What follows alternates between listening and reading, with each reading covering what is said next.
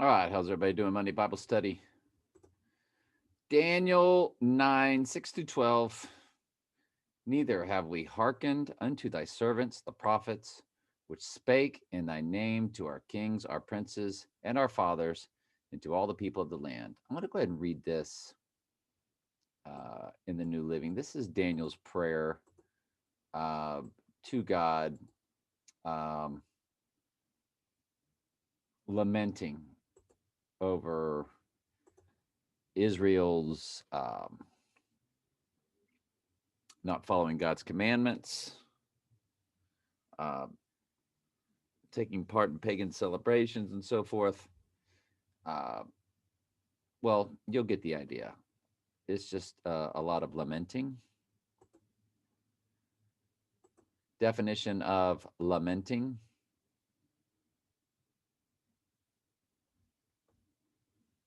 express one's deep grief about, express regret, disappointment. Um, so let's read it in the New Living. We have refused to listen to your servants, the prophets, who spoke on your authority to our kings and our princes and our ancestors and to all the people of the land. Lord, you are in the right, but as you see, our faces are covered with shame. This is true of all of us, including the people of Judah and Jerusalem and Israel, scattered near and far, wherever you have driven us, because of our disloyalty to you.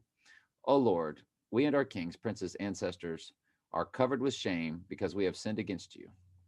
But the Lord our God is merciful and forgiving, even though we have rebelled against him. We have not obeyed the Lord our God, for we have not followed the instructions he gave us through his servants, the prophets. All Israel has disobeyed your instruction and turned away, refusing to listen to your voice. So now it is the solemn curse.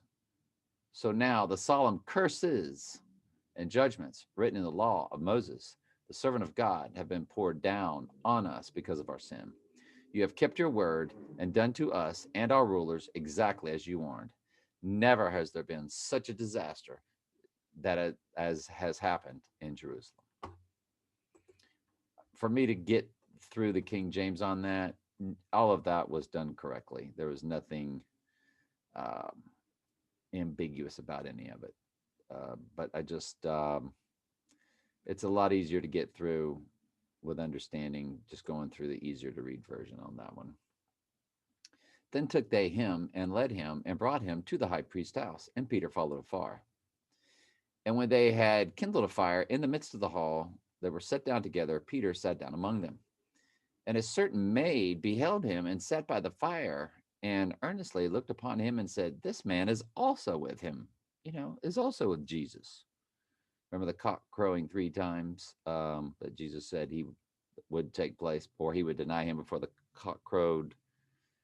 He would deny him three times before the cock crowed, I think it is. But he denied him, saying, woman, I don't know him. And so there's denial one. And after a while, another saw him and said, thou art also with them. And Peter said, man, I am not. So now he's denied Jesus twice. And about the space of 1 hour, another uh, confidently affirmed, saying, oh, a truth, this fellow also was with him, for he is a Galilean. And Peter said, man, I know not what thou sayest. And immediately while he spake, the cock crew. So there you go.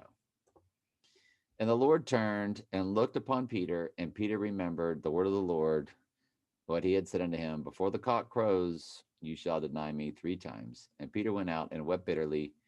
And the men that held Jesus mocked him and smote him. And when they had blindfolded him, they struck him on the face and asked him, saying, prophecy, who is it that is striking you? All right, love y'all very, excuse me, I love y'all very much. Any questions, just ask.